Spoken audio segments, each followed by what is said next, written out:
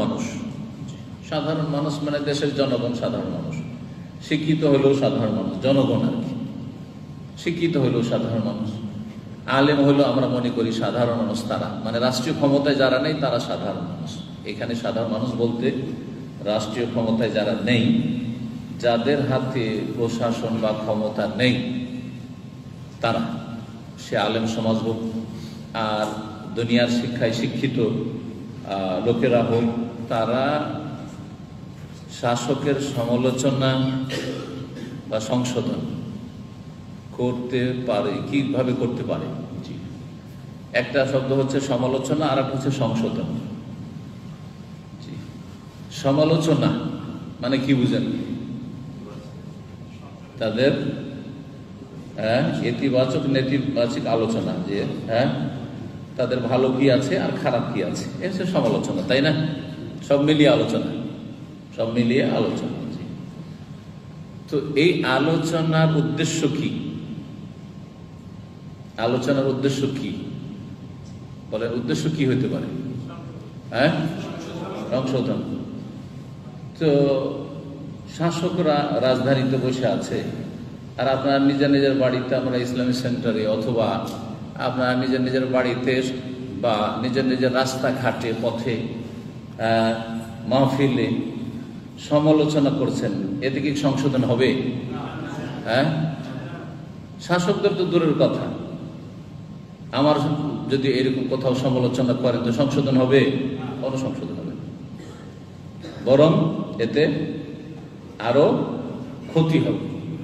আমার কাছে যেহেতু ক্ষমতা নেই, সেজন্য আপনাদের কিছু ক্ষতি করতে পারবো না,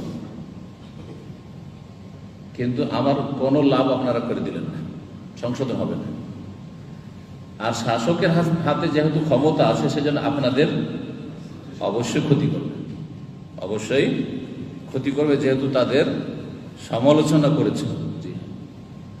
আর এই সমালোচনা দিয়ে সংশোধন নাই, মানহানি করেছে। সেই জন্য দেখেন, আমাদের আলোচনা শরীয়তের আলোকে না গণতন্ত্রের আলোকে? আপনারা যদি গণতন্ত্রের আলোকে বলেন, তাহলে আমাদের কাছ থেকে শোনার দরকার নাই। যারা গণতন্ত্রে বিশ্বাসী, ওর উপরে যারা ঈমান নিয়ে এসছে, তাদেরকে জিজ্ঞেস করেন। আর গণতন্ত্র বলছে যে এই ক্ষেত্রে বাক স্বাধীনতা আছে, অবশ্যই একটা অপোজিশন পার্টি, বিরোধী দল থাকতেই হবে। যে বিরোধী দল সবসময় বিরোধিতা করবে আর সমালোচনা করতেই থাকবে, দোষ ত্রুটি তুলে ধরতেই থাকবে, কথা ঠিক কিনা? তাহলে ওদের কাছে তো সমালোচনা করা শুধু জায়েজ নয়, জরুরি। গণতান্ত্রিক পদ্ধতি সমালোচনা করা জরুরি। সুতরাং আমরা গণতন্ত্রের কাছে, কুফরির কাছে গিয়ে আলোচনা করছি না, আমরা শরীয়তের দৃষ্টিতে আলোচনা করছি। আমরা বাংলাদেশের শাসকের কথা শুধু বলছি না, আর সারা বিশ্বের সমস্ত শাসকদের কথা বলছি। কথা বোঝা গেছে? গায়ে পেতে কেউ নিয়েন না। জি, আপনারা আপনাদের দেশ যেভাবে চলছে বা যার দেশ যেভাবে চলছে সেভাবে তারা গণতন্ত্র বুঝুক, আমরা শরীয়তের আলোচনা করছি। তো কথা হচ্ছে যে সমালোচনা কথাটি আমাদেরকে বর্জন করতে হবে। সমালোচনা করে কোনো লাভ নেই। আর শরীয়তে সমালোচনা করে ইসলাহ করতে বলা হয়নি, বরং নাসিহা করে ইসলাহ করতে বলা হয়েছে। ইসলামী ভাষাটি শিখে নেন। কি করতে বলা হয়েছে? নাসিহা করে। নাসিহা মানে উপদেশ দেওয়া, কল্যাণকামী হওয়া, হিতাকাঙ্ক্ষী হওয়া, দরদি হওয়া। যে যার দরদি তাকে ভালো করার চেষ্টা করবে, তার মান সম্মান নষ্ট করার চেষ্টা করবে না। আর দ্বীনুন নাসিহা, কি বলছেন নবী কারীম সাল্লাল্লাহু আলাইহি ওয়াসাল্লাম? সহিহ মুসলিমের হাদিস, আর-দ্বীন আন-নাসিহা। দ্বীন হচ্ছে নাসিহার নাম। নাসিহা মানে উপদেশ, নাসিহা মানে যেগুলি বললাম সব। তাহলে সমালোচনা শব্দটি বাদ দেন। হ্যাঁ, সংশোধন মানে ইসলাহ। সংশোধন মানে ইসলাহ, ইসলাহ করতে হবে। কিন্তু যেইভাবে ইসলাহ হয় সেইভাবে করবেন না, আপনি ইচ্ছা মতো ইসলাহ করতে চেষ্টা করবেন। যেভাবে ইসলাহ হয় সেইভাবে ইসলাহ করতে হবে। আপনার স্ত্রী অথবা আপনার ছেলে মেয়ে, আপনার বাপ মা বাপ মা বলি, কারণ শাসকরা তো আমাদের ওপরে আছে, তো বাপ মায়ের কথা বলি, নিচের কথা মানে স্ত্রী ছেলে মেয়ের কথা বাদ দিই। ওদের ক্ষেত্রে তো আমরা বল প্রয়োগ করতে পারছি, ধমক দিতে পারছি, চমকাতে পারছি। বাপ মায়ের ক্ষেত্রে বাপ মায়ের ইসলাহ করবেন মানে সংশোধন করবেন। তাহলে সংশোধন জাতি হয় সেই পথ অবলম্বন করবেন না খেয়াল খুশি করবেন? বলেন, যাতে বাপ মার সংশোধন হয় ওই তরিকাই না অবলম্বন করবেন। ঠিক ওই রকমই সকলের সংশোধনের ক্ষেত্রে, এইরকমই শাসকদের সংশোধনের ক্ষেত্রে সেই তরিকা অবলম্বন করতে হবে। সংশোধন কিছু অনইসলামিক ভাষা আছে, যে ভাষাগুলি আমাদের ইসলামপন্থীরা বা ইসলামের কাজ যারা করছে তারা ব্যবহার করছে, সেগুলি বর্জন করবেন। একটি ভাষা শুনেন, যেমন সমালোচনা একটা বাদ দেন, জি হ্যাঁ। আর একটা ভাষা আমাদের দেশে আছে, আন্দোলন। আন্দোলন আন্দোলন মানে কি? আন্দোলন মানে আন্দোলনকে বাংলা থেকে বাংলায় অনুবাদ করেন, হ্যাঁ আন্দোলন। আপনারা বাংলা জানেন না, ভুলে গেছেন, আপনারা শেয়ার করেন। হ্যাঁ আন্দোলন ইংলিশে কি বলে? না না বিক্ষোভ আলাদা। হ্যাঁ আন্দোলন, আন্দোলন করা। আরবি তর্জমা করে দিয়েছে হারাকা, তাহরিক, হরকত দেওয়া, নাড়াচাড়া, এটা হচ্ছে আন্দোলন। নড়িয়ে ফেলুন, হ্যাঁ নড়িয়ে দেওয়া, জি হেলিয়ে দেওয়া, জি এইটার নাম হচ্ছে আন্দোলন। কারণ আরবিতে আল হারাকা বা তাহরিক মানে হচ্ছে আন্দোলন। জি কোরআন হাদিসে কোথাও এই শব্দ পাবেন না, সুতরাং এগুলো বর্জনীয়। বিক্ষোভ, হ্যাঁ বিক্ষোভ মানে ইংলিশে কি? বিক্ষোভ করা, হ্যাঁ প্রোটেস্ট, জি হ্যাঁ। আর একটা শব্দ আছে, সেটা হচ্ছে বিপ্লব। আন্দোলন করে বিপ্লব নিয়ে আসুন, আন্দোলন করে বিপ্লব নিয়ে আসুন, এই দুটো কথা বর্জনীয়। কোথাও কোরআন হাদিসে নেই, কিন্তু ইসলামপন্থীরা ব্যবহার করছে। আন্দোলন করে মানে এমন করে হিলিয়ে দেব তাদের সিংহাসন যে কি হবে, তাতে বিপ্লব আসবে। বিপ্লবকে আরবিতে কি বলে জানেন? কি বলে? দুটো আরবি আছে, একটা নতুন আরবি মডার্ন অ্যারাবিক, একটা হচ্ছে পুরাতন আরবি, হ্যাঁ ওল্ড অ্যারাবিক। নতুন আরবি কি বলতে পারো যারা আরবি পড়েছে? হ্যাঁ ওয়াইদুল্লাহ। হ্যাঁ বিপ্লব, বাংলা এত মুশকিল, বাংলা বুঝে না। আচ্ছা আচ্ছা বিপ্লব আর ইংলিশ করে দেন তাহলে বুঝবে, কিছু ইংলিশ তো শিখে এসছে। হ্যাঁ বিপ্লব, জি হ্যাঁ আপনারা ইংলিশ বলেন না বিপ্লব? হ্যাঁ হ্যাঁ জি রেভুলেশন, হ্যাঁ রেভুলেশন, জি হ্যাঁ মাশাআল্লাহ রেভুলেশন। আর বাংলাতে আর একটা খুব সহজ শব্দ আছে, স্লোগানে বলে ইনকিলাব জিন্দাবাদ, বলে না? ইনকিলাব আরবি শব্দ, কমিউনিস্টদের এটা স্লোগান ছিল এক সময়। তো ইনকিলাব মানে হচ্ছে বিপ্লব, ইনকিলাব মানে হচ্ছে বিপ্লব। আজকাল ইনকিলাবকে নতুন আরবিতে কি বলছে? আস-সাওরা, সাওরা। তাহলে কি করতে হবে? হ্যাঁ আন্দোলন করে বিপ্লব ঘটাতে হবে, মানে এমন করে হিলিয়ে দেব, নড়িয়ে দেব, নড়বড়ে করে দেব যে কি হয়ে যাবে? ইনকিলাব হয়ে যাবে, মানে পরিবর্তন হয়ে যাবে। ইনকিলাব মানে কি? ইনকালাবাতে সাইয়ারা মানে গাড়ি পাল্টি খেয়ে গেছে। ইনকালাবাতে সাইয়ারা মানে কি জানেন? গাড়ি পাল্টি খেয়ে গেছে। তো ইনকিলাব, দেশে ইনকিলাব নিয়ে আসা, বিপ্লব নিয়ে আসা মানে এমন করে নড়িয়ে দেওয়া হয়েছে, কি হয়েছে? যে উল্টিয়ে দেওয়া হয়েছে, হ্যাঁ চেয়ারকে উল্টিয়ে দেওয়া হয়েছে, টেবিলকে উল্টিয়ে দেওয়া হয়েছে, সিংহাসনকে উল্টিয়ে দেওয়া হয়েছে, গদি থেকে সরিয়ে দিয়ে আর কাউকে গদিতে নিয়ে আসা হয়েছে। কথা বোঝা গেছে? এই শব্দগুলি কিন্তু কোরআন হাদিসে কোথাও খুঁজেন আপনি, শুরু থেকে শেষ পর্যন্ত কোরআনে কারিমে ইনকিলাব শব্দ খুঁজে পাবেন না, সাওরা খুঁজে পাবেন না, হারাকা খুঁজেন কোথাও খুঁজে পাবেন না। পক্ষান্তর ইসলামিক শব্দ আর দাওয়া খুঁজে পাবেন, দাওয়া ডাকেন খুঁজে পাবেন, আছে না? কুল হাযিহি সাবিলি আদউ ইলাল্লাহ, আল্লাহর দিকে ডাকছি।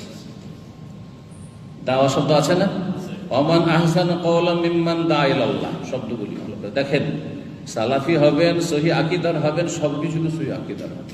সহি আকীদা শুধু কবর মাজার যাই না, পীরের কাছে যাই না, কিন্তু এগুলি আবার সব ঠিক আছে। রাজনৈতিক ক্ষেত্রে আবার সহি আকীদার না, আমাদের অনেকে আছে। তো দাওয়া শব্দ আছে, হারাকা শব্দ নেই। দাওয়াত দেওয়ার মাধ্যমে ইসলাহ সংশোধন হবে, ইসলাহ শব্দ আছে। হ্যাঁ, ইসলাহ, ইন উরিদু ইল্লাল ইসলাহ আছে না নেই কোরআনে কারিমে?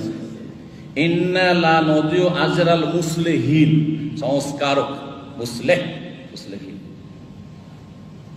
ওমা কানা রাব্বুকা লিয়ুহলিকাল কুরা বিযুলমিন ওয়া আহলুহা মুসলিহুন, যেই জনপদের লোকেরা ইসলাহর কাজ করে, সংশোধনের কাজ করে, সংস্কারের কাজ করে, তাদেরকে আল্লাহ কখনো ধ্বংস করেন না। ইসলাম কথাগুলি আসলো না, আসলো না? উত্তম বিকল্প আমাদের কাছে মজুদ রয়েছে। এত সুন্দর পানি থাকতে কেউ যদি দুর্গন্ধযুক্ত রাস্তাঘাটের পানি, যে পানিতে গোসল করছে ওই পানিও খাবেন না, খাবেন? তাহলে এই অবস্থা কেন আমাদের ধর্মীয় ক্ষেত্রে? কথা বুঝতে পারছেন না, পারছেন?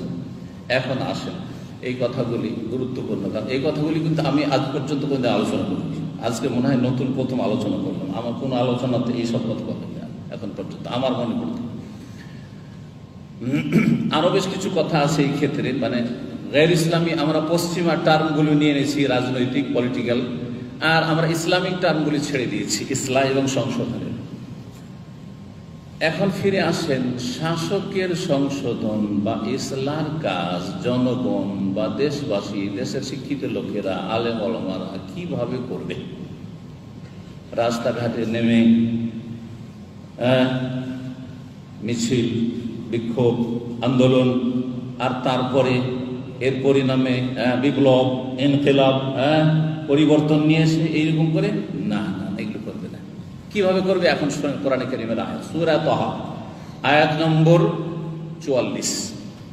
আল্লাহ রাব্বুল আলামিন ইরশাদ করেছেন তা থেকে, দুই ভাই, দুই নবীকে, মূসা আলাইহিস সালাম এবং হারুন আলাইহিস সালাম, দুইজনকে বলছেন, ইযহাবা ইলা ফিরআউনা ইন্নাহু তাগা, তোমরা দু ভাই যাও কার কাছে?